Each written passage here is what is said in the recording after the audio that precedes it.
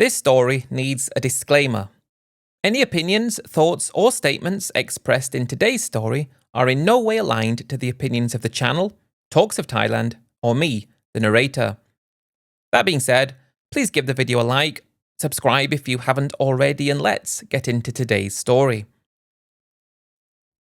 When it's a common, everyday event to see rampant corruption, scandal, and greed perpetrated by those at the highest levels, it's only right for those of less fortune to think that this is the way that they should behave.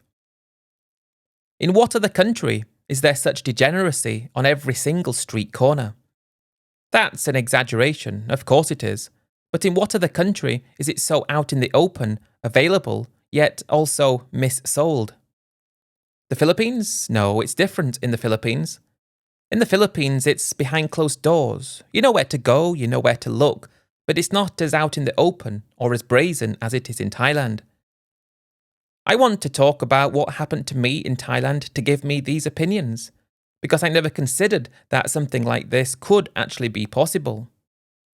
If you take things from the perspective of decency and normalcy, it shouldn't be possible. It's as if these words don't exist in Thailand, and while that could go some way to describe my feelings, there are other things I'm not willing to share. This is just one of many things that makes you understand that when you're living in Thailand, you're not living in a place that you understand. For the most part, I found the people in Thailand to be incredible, welcoming, down to earth, and understanding, and wanting to please. Yet the problem you face is, you don't interact with these people on a daily basis unless you've already taken yourself away from the tourist locations, which I didn't want to do. When you're in a tourist location, which you're likely to be when you first get there, you're not mixing with the best of the country. You're mixing with the people, and to be clear, I'm not referring to hotel staff, proper restaurant staff, or people that work at the water park or other locations like that. Anybody else really, for that matter. I'm referring to those that work in the entertainment industry who, for reasons unbeknownst to myself, have somehow justified their lack of decency. And it took me quite a long time to understand where this justification came from. Then you start to understand that it's the actions of those most obscene that rub off on them. Those that brazenly steal thousands of rai of land that they're not entitled to. Those that beat people to death to extract money. And it's when you come to the understanding that those that are meant to protect are those that are most likely to offend, where positions of power are purchased as opposed to earned, you start to understand that you're in for a very different way of things in Thailand. It's quite upsetting to witness when you're already so heavily invested and in love with the country, because Thailand is and could be a wonderful place in so many different ways. Yet I personally found that the longer I stayed there, the more jaded I became, because it didn't sit right with me when certain things happened that just seemed to not make sense, given the fact that we were in Thailand. I know many people have these feelings and just put them to one side and get on with life in Thailand. I was one of those people, and I would still be one of those people if things didn't go as wrong as they did. Luckily, I escaped. It's because things went wrong that I got to the point where I had to start looking for an answer as to why this happened to me in the first place. Surely, it can't be just because I was unlucky. Surely, it can't be because I was stupid. I mean, I was, but there's stupidity, and there's an overarching misunderstanding of what you're actually doing there in the first place. Thailand taught me many things. Yet I think Thailand taught my wife all she needed to know, because I can't think of any other reason why she behaved like she did. It didn't start that way, though. It started out as a fantastic relationship. If you think I'm going to say I met my wife in a bar, you can think twice. I didn't meet my wife in a bar. I met her when I was having a massage. It wasn't one of those massage parlours where there are bathtubs and other inflatables. It wasn't one of those massage parlours that you see around Pattaya. This, I thought, was a proper massage shop in Bangkok. She was actually the receptionist.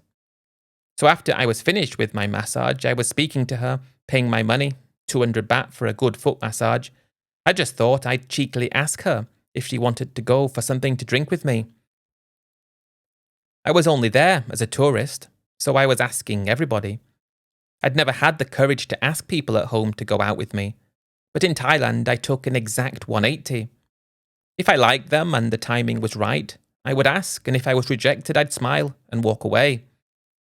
I didn't have any shyness anymore. I didn't have any aversion to feeling uncomfortable. That's one thing that Thailand definitely does very well. It removes the veneer that many people have. It removes the veneer of sensibility in a way in order to thrust you into a different mindset altogether, which will allow you to do things that you would never have felt comfortable doing before. I have to give that to Thailand, and Thailand gets my praise for that because I really got out of my shell when I was there.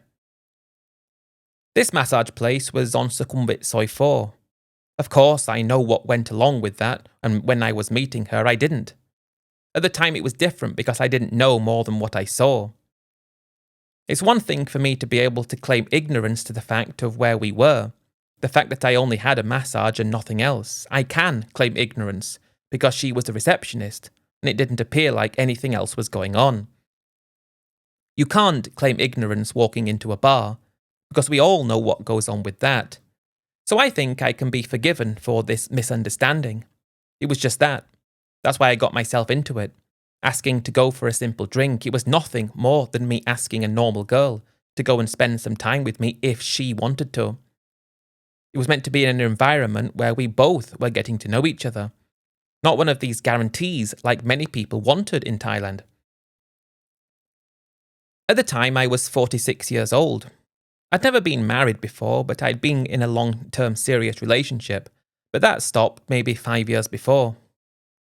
2011, when I was there first. I tried dating more at home, but it didn't feel right there anymore.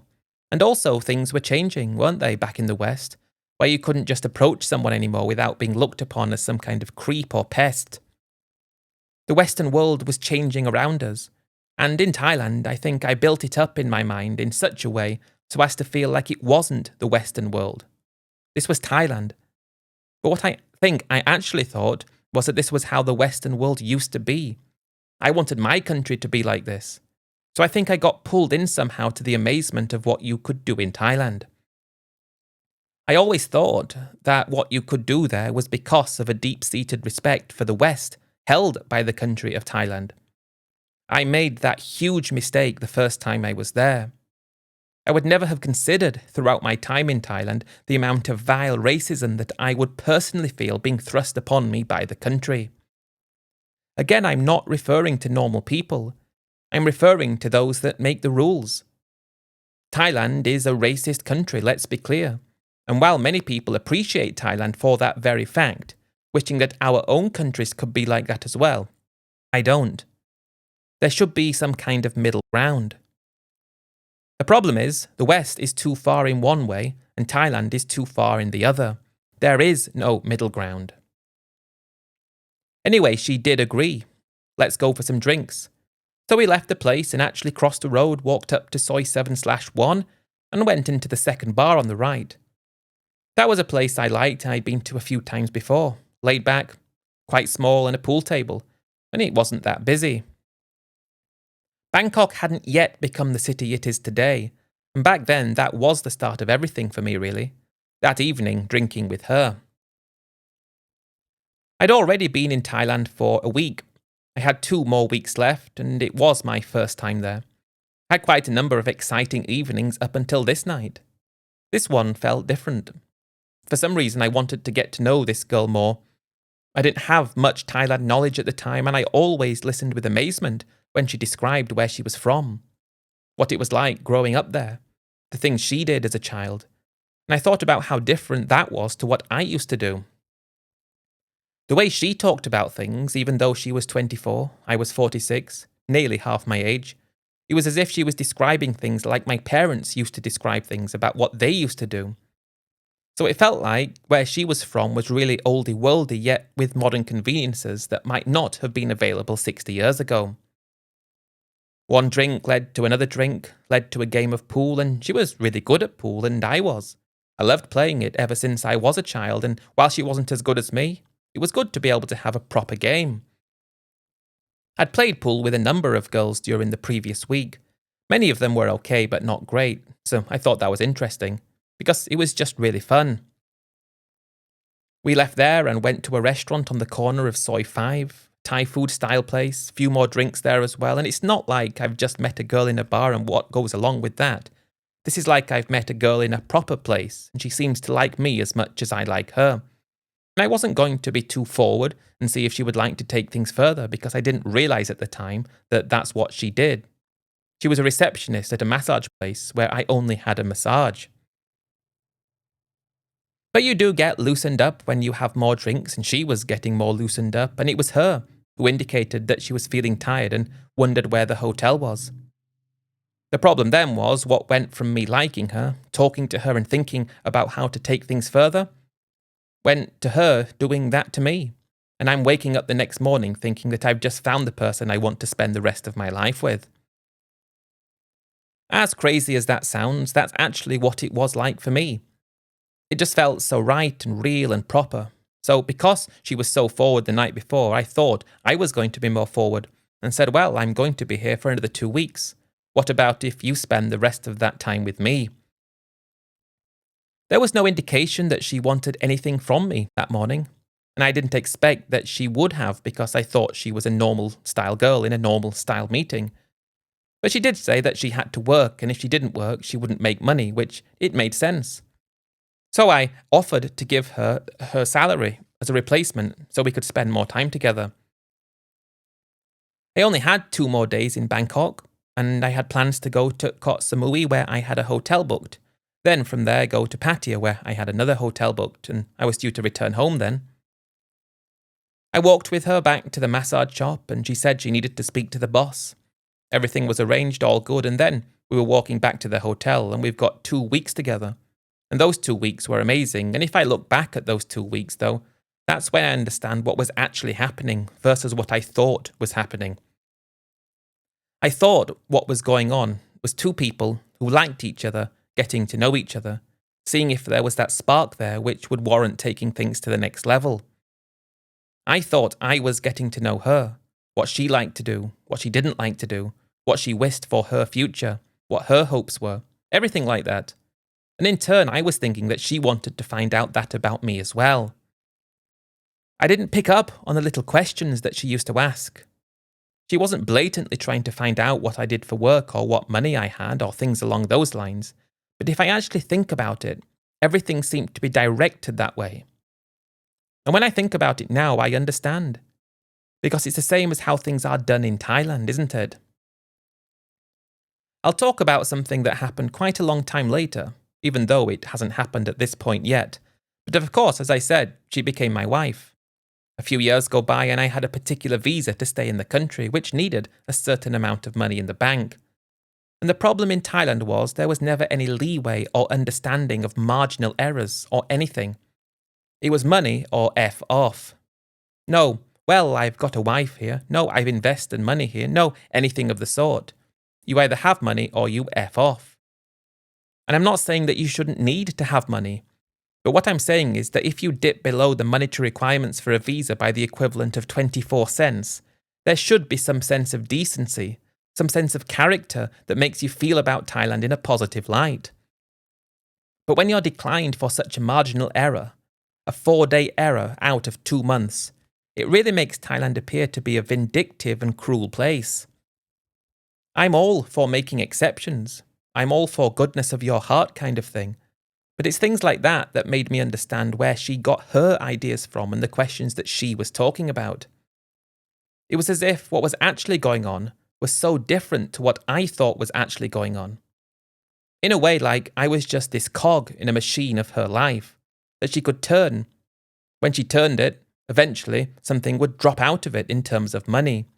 And it wasn't one of those cogs that you could turn effortlessly. It needed to be turned in such a way to make things happen. And it's like that's what she was trying to do. At the time, though, I didn't pick up on anything like this because I didn't understand this deep-seated mentality there, because I'd never experienced anything like it before. I didn't know anything about it, and I had no idea that something like this could even exist. But during those 2 weeks, I was head over heels. She seemed to be as well, because when it came time for me to go home, instead of me saying, well, goodbye, nice to meet you, it's like, well, okay, I'm going to go back, and I'll be back in a few months after I've got rid of everything, and I'm going to move there permanently. I want to be with you, that's what I told her. I thought that was enough alone for her to appreciate that she'd found someone who loved her. But again, when I left, she went back to Bangkok, and we'd spoken at length for a few days before I went back, talking about what our plans were. It only felt right that she no longer worked there anymore, that she was nowhere near that scene anymore, because that wouldn't be appropriate for someone who already had a serious boyfriend. We agreed that she'd go back up to her village. I would send her money for the meanwhile so that she didn't need to work, and I would hope to be back within 2 to 3 months. I left giving her 20,000 baht, and I did plan to be back in that short amount of time, because I didn't want to be where I was from anymore. I wanted to be in Thailand with her, and it didn't make sense to me that anything other than what we'd agreed to would happen. The problem was me, though. When you find out what you'd agreed to didn't happen, yet you still go along with it anyway because you try to make justifications. That was my problem. Just like Thailand. Anyway, although no written agreements were made, Thailand did things in a particular way. They did things in a particular way according to guys I've spoken to for decades. Kind of like unwritten rules. But it seems like Thailand is willing to rip up the rule book when it comes to how things work in the country. And if the country is willing to do that, then who are you to blame a girl for doing the same thing? Back at home, all I thought about was her. All I thought about was Thailand. I don't even know what I loved more, her or Thailand. But I felt like Thailand was exactly like a country should be. I didn't know anything else that went along with this, but I also thought that she was my dream girl, and I her dream guy. When I'm back, I'm calling her every day, and I'm just putting things in order, selling my house, which would give me most of the money I would be able to take to Thailand, and I'm also getting rid of other things that I've collected over the years, my car, stamp collection, and a few other items. I got an offer on my house within 2 weeks of it being listed, so that was a waiting game, and I called her every single day. One time she slipped up. One time she answered her phone and there was noise in the background.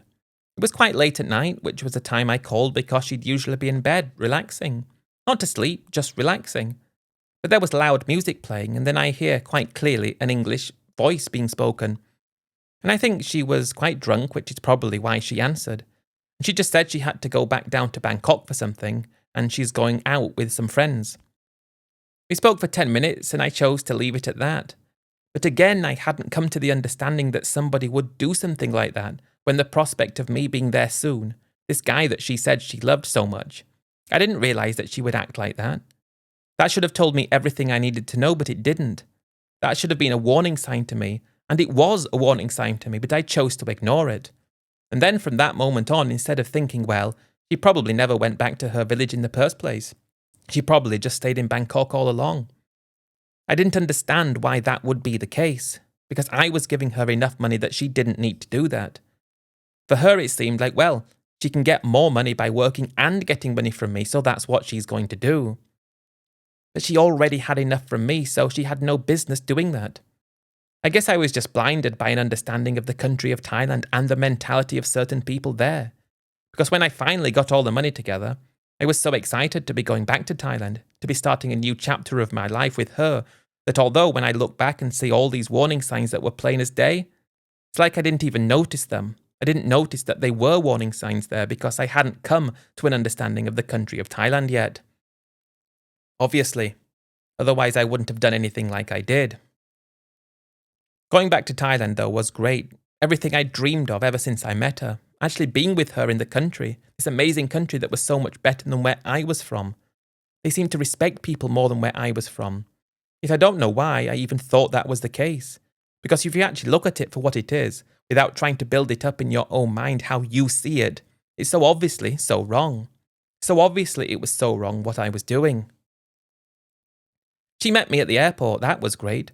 Straight back to the same hotel I stayed at before in Bangkok, which was great again. And I hadn't even thought further than arriving in the country. It was like, what am I meant to do now? What am I meant to do? I had about 400 grand, and based on what I spent in Thailand before, and the understanding that you could live in Thailand on 1,000 a month, I just thought that that's more than enough to be able to actually find something to do. Enough time. The most important thing, though, was just spending time with her. I'd already decided that this relationship was one that I wanted to last forever, but there was that time you need to spend together just to make sure that this is the case. But for me, it wasn't making sure. It was just reaffirming. I think there are very big differences between those two, and things were reaffirmed over the next 2 to 3 months. Most of that time we spent in Pattaya. I liked it there because I found it more affordable than Bangkok, and also I liked that you could get to some really nice resorts from beaches that weren't too far away. I'm not spending too much, probably 2,000 a month, but this is just the early stages and things will change soon in terms of how much I spend. And at the time, you find that things in Thailand are in a particular way. Things are affordable, things are cheap, things are presented in a way like this, because that's what Thailand values to be able to give to tourists. As a popular tourist destination where you see things the way they are, you can't be blamed for coming to the conclusion that the things are the way they are because that's how the country wants them to be. Things are cheap, things that are affordable because Thailand wants them to be cheap and affordable, so that they're going to get tourists going there. As time went on, I never understood this insatiable appetite for so-called quality over quantity. I considered myself to be enlightened to Thailand, whereas people at home who had never been still had old-fashioned ideas of the country. Yet people liked those ideas of the country because that's what made Thailand Thailand. Thailand was Thailand because you could joke about the bars and ladyboys and things like that.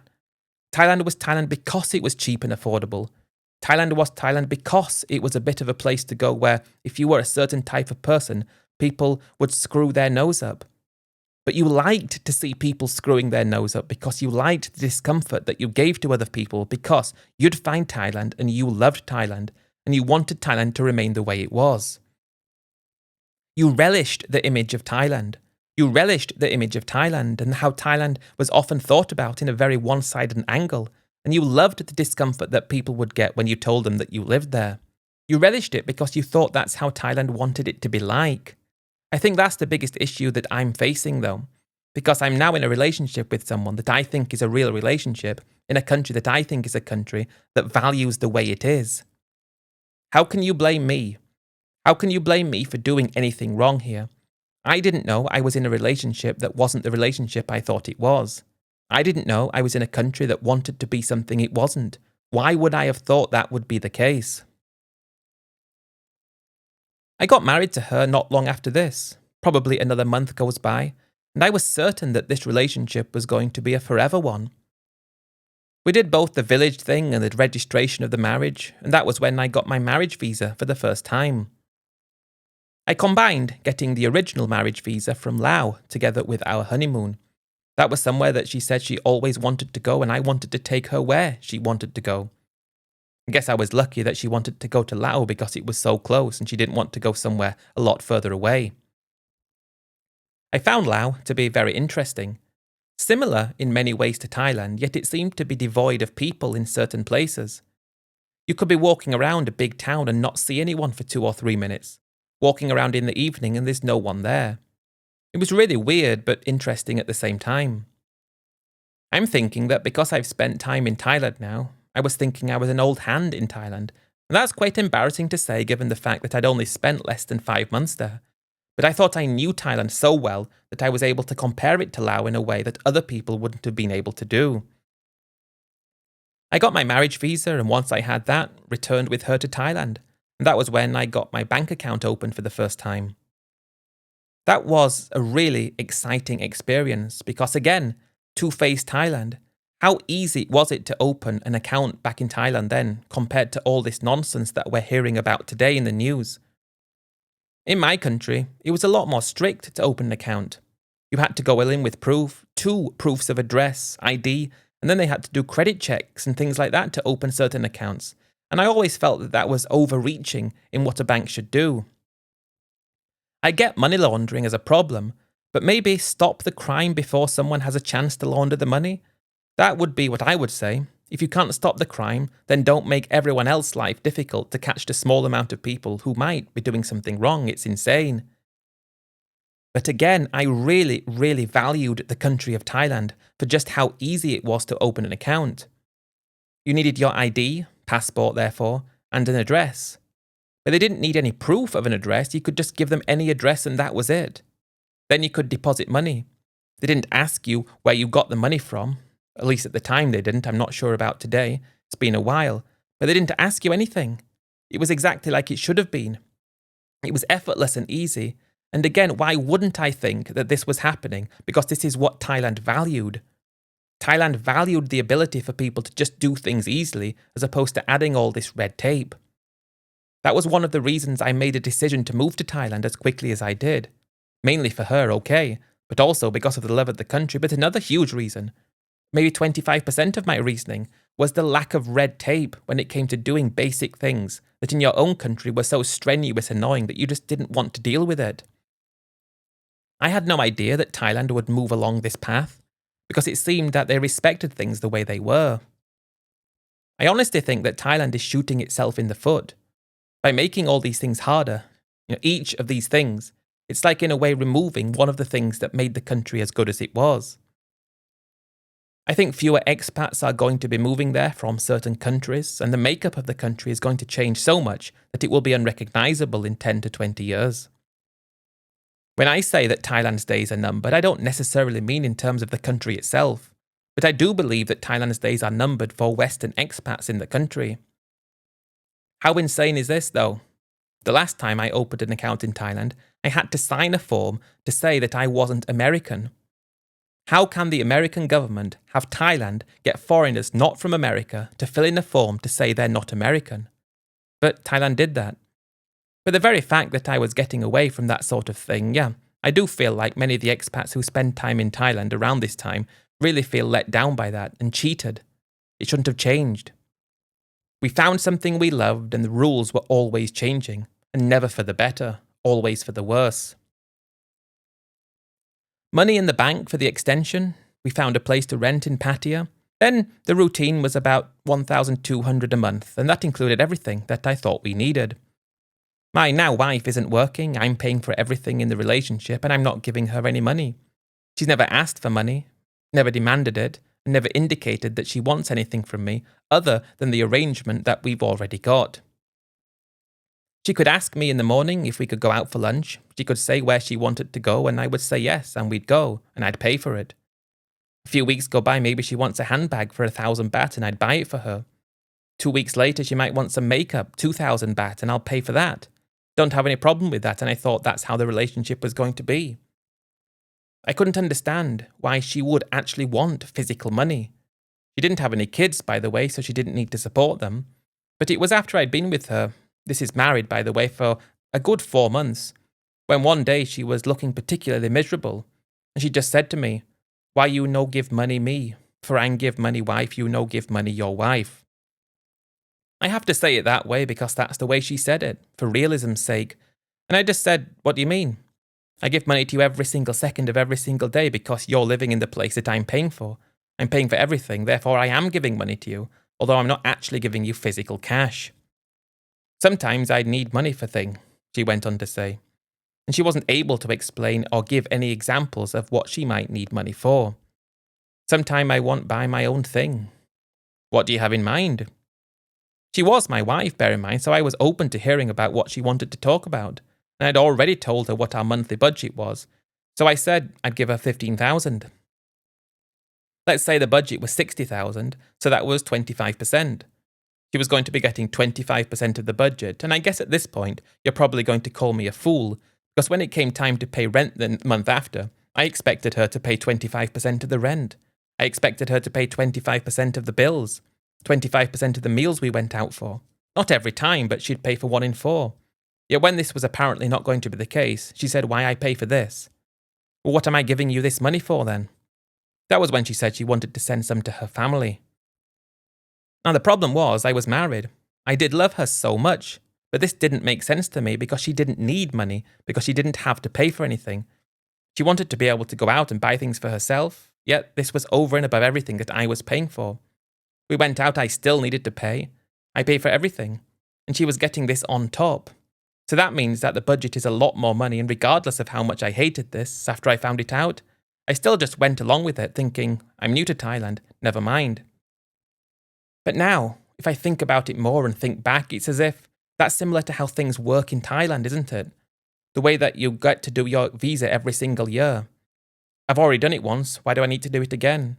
It was a really uncomfortable thing for me, giving money to her, yet still paying for everything. But I ignored it, because every other sense I was really happy with what was going on in our relationship. I'd say we spent 2 years living in Pattaya after this uncomfortable incident happened when I found out that this wasn't actually like a real husband-wife relationship. This was more like an employer-employee relationship.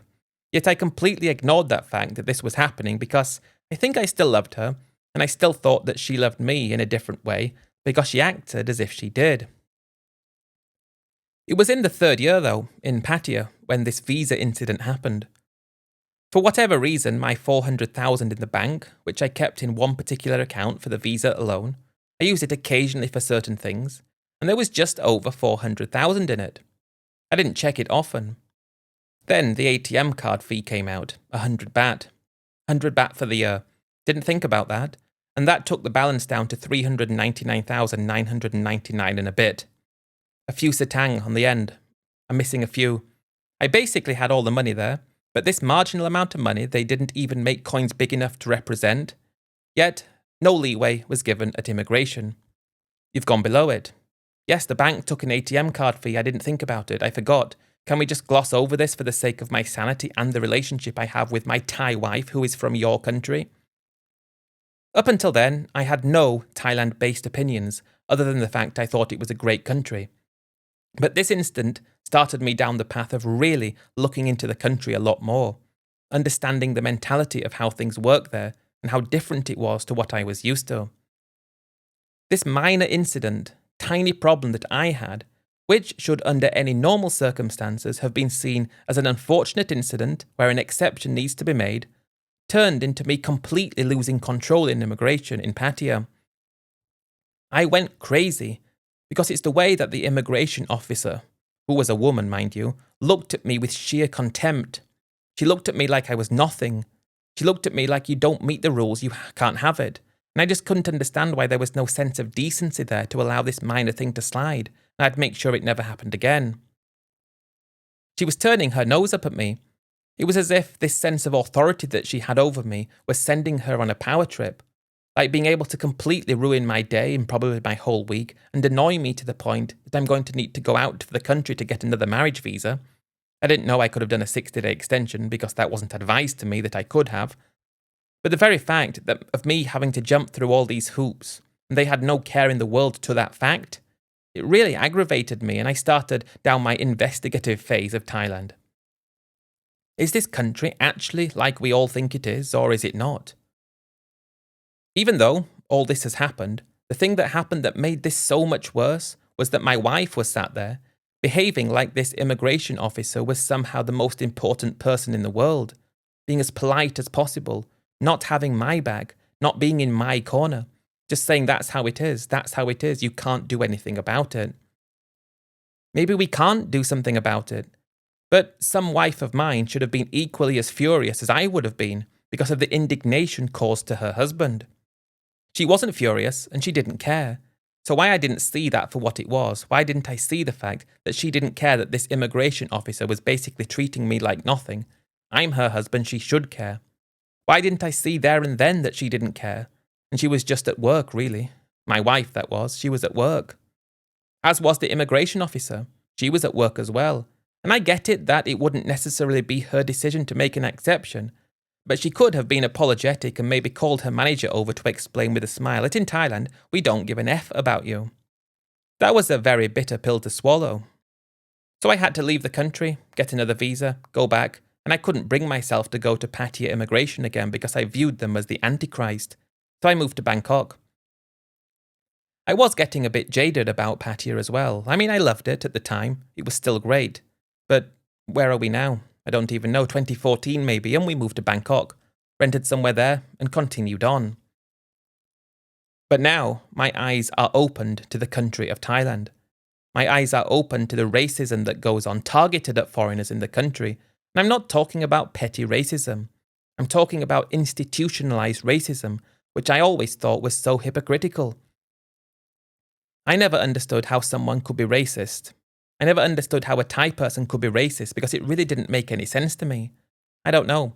I've never been racist. I've never looked at anybody from anywhere and thought anything other than they're just a person. I always used to think people in my country were racist who complained about certain people and then went for an Indian meal. You're a hypocrite. You've got no business saying those things and doing that because it's hypocritical. And again, in Thailand, I thought the same way. And while I'm living my day-to-day existence with my wife and things are okay in the relationship, I've understood now, while I'm still in love with her, I understand that she doesn't love me. I've come to terms with that.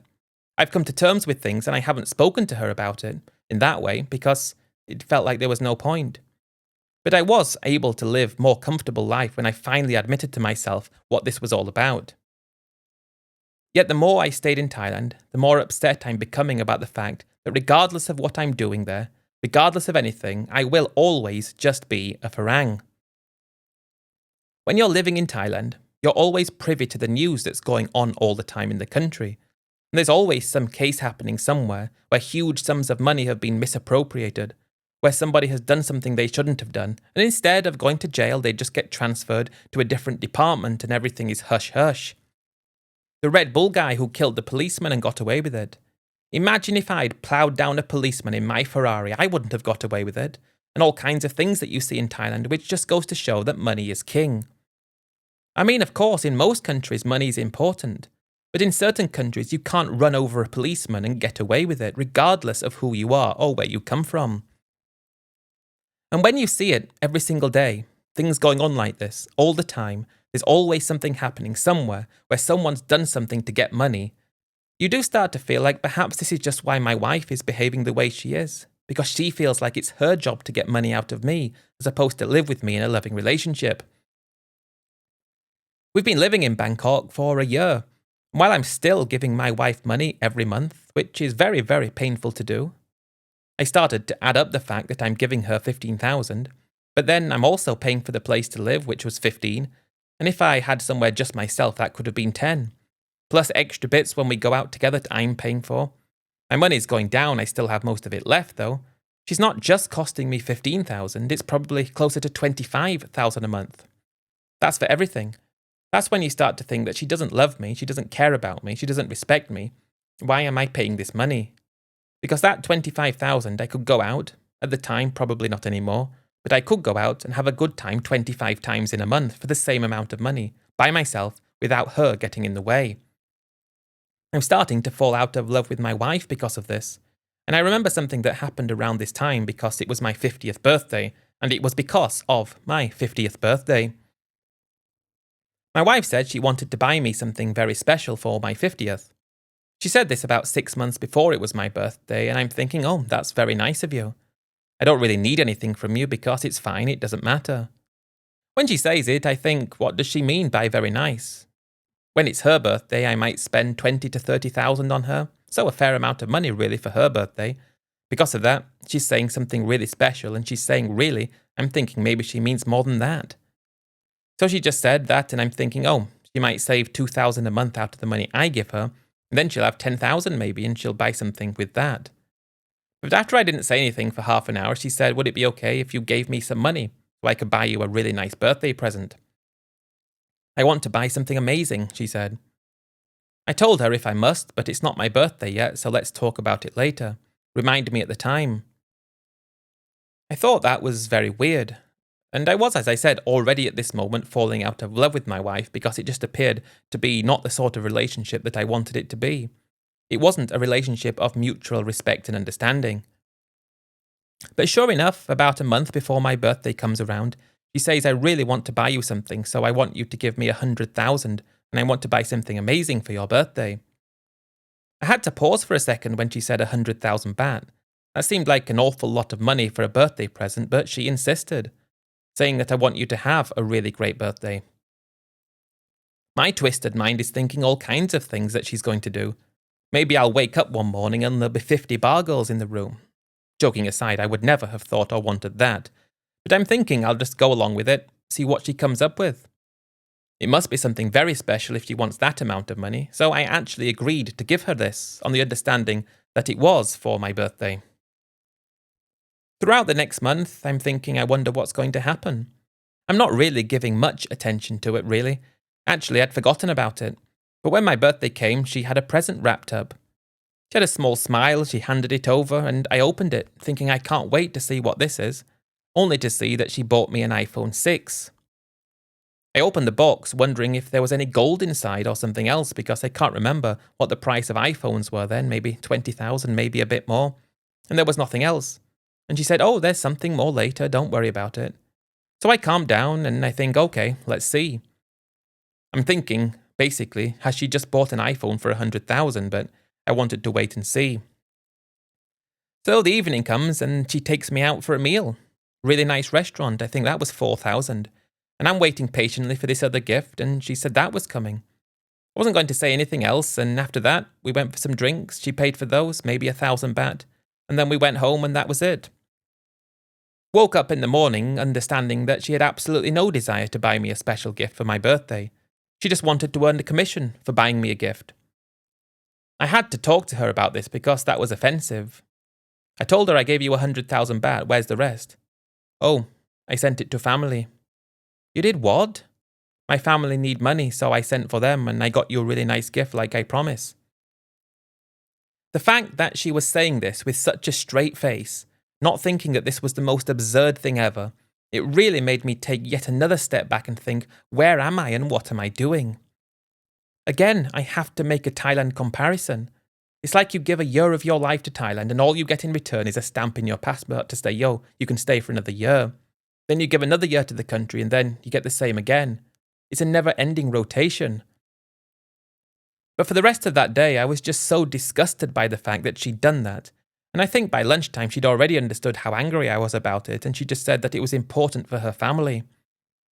So her damn peasant family was more important to her than her husband's dignity, the fact that I'd given her that money.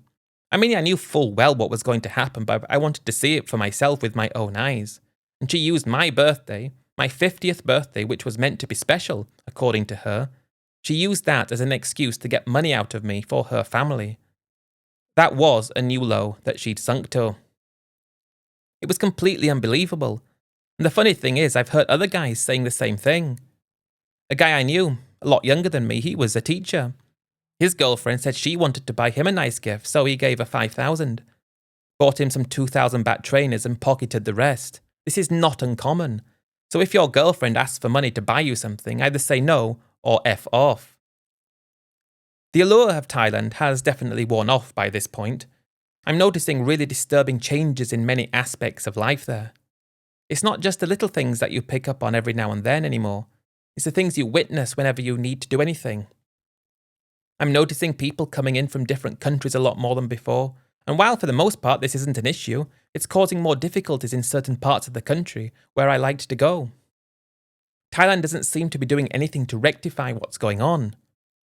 I haven't tried to do anything in terms of work because when I first arrived, got married and got my marriage visa, I was still very green to the knowledge of Thailand. I assumed if I was married on a marriage visa, I'd be able to go and work somewhere. No idea that I needed a work permit on top of that, and no idea that I wouldn't be treated like everyone else was treated. Just as my wife would have been treated, just the same as everybody else in my country if she had an equivalent visa to me. So I think in 3 or 4 years I'd spent maybe 20% of my money. I'm not one of these guys who blew through everything, I'm just one of these guys who blew through a lot of money while the days go by and you're starting to understand that you're not in a country that you understand, and you're definitely not in a country that you recognise in the sense of how you thought it was.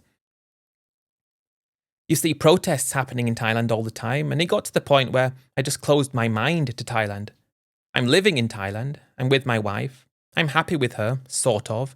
It's not the same kind of love as it was to start with because she doesn't love me, but I know what it's about and I'm getting along with it because it's still better than going back home would be. Then the years drag on. I made a few good investments, lucky investments should I say. Lucky and good, I suppose you can say both. So by the time COVID hits and I'm starting to hear these anti-foreigner things more and more, I'd actually taken about 50 grand of my money and turned it into about 350. So in terms of finances, I was better off than when I moved to Thailand. But that point in Thailand for me was both amazing, because there weren't that many people there anymore, yet awful at the same time, because it really helped me to understand more about the country than I ever knew. Thailand has always been a haven for Western expats, yet I genuinely believe that these days are numbered. While there will be people moving there regularly, and this might continue, I believe the numbers will decline, and I actually personally have witnessed them declining, and the people coming now are not the same as the people who went before, because it's a different world. Thailand is a place where you should go and not expect anything in return for your time. If you go and have a family there, I know guys who have done that. If you go and have a business there, I know guys who have done that as well. You're not competing on a level playing field to the locals, even though you're employing locals. I believe the heyday for Western expats in Thailand was before 2015. I've witnessed the country over the past few years. I mean, I left in 2023, so I don't really know the last two. I witnessed the country from the end of COVID until then shoot up so obscenely in price. But mainly, those price gouges were only in very specific parts of the country. The parts of the country directed at foreigners. You could still go out in 2023, I'm talking about, just to be abundantly clear. You could still go out at a Thai place in Bangkok, and if you knew where to go, have a large beer for 80 baht. Yet if you went to the tourist areas, which, let's be real here, used to be expat areas before they became tourist areas, you can't find a small beer for 140. It seems like Thailand has shot itself in the foot. The reality of Thailand always was what it was for the people who were there. A cheap and affordable place where you could do amazing things. Where you felt that while you were prepared to jump through all these hoops that they're throwing at you, what you got in return was worth it. The problem is for Thailand, when what you get in return is no longer worth the hoops you have to jump through, the people who were your traditional expat will no longer be there. The days are numbered for that. And while you may get different expats in return, it's these expats who are going to do more harm for the locals, because these expats are willing to follow blindly on what they're told on YouTube, paying exorbitant prices for condos that should be a quarter of the price, doing insane things that original expats just didn't do. So I did leave in 2023. I got divorced. I grew apart from my wife because I guess it was from my 50th birthday, when I was just with her out of convenience over anything else, and she was always with me out of money reasons because I was her line of work. The thing that scares me the most was that if I didn't catch on to what was happening, if I didn't start putting two and two together and understanding that there is this deep-seated thing in Thailand, money above all else, if I didn't see that, I most likely could have lost a lot more money. I made money by being in Thailand because I made those lucky investments, so I left knowing that at least I didn't just waste my time there. I returned home but didn't recognise it anymore, and that's the sad thing, because everywhere changes, yet nowhere changes for the better. Thailand was great. Thailand had everything perfect. And while it could have changed, it was when these changes happened that uncovered certain uncomfortable truths that I wasn't prepared to accept about living in that country anymore. I can't honestly say that I'm in a far better country today. It's better, but it's different. I don't know how much better though. Do I feel more respected there? Slightly, yes. Because I've already got a permanent visa, so yes, I feel a lot more respected. I might as well tell you I got married in the Philippines. I'm not saying that they respect foreigners any more there than they do in Thailand, but at least I got a visa to live there permanently because I'm married. And at least when I got married, I knew that when I was getting married, what this meant.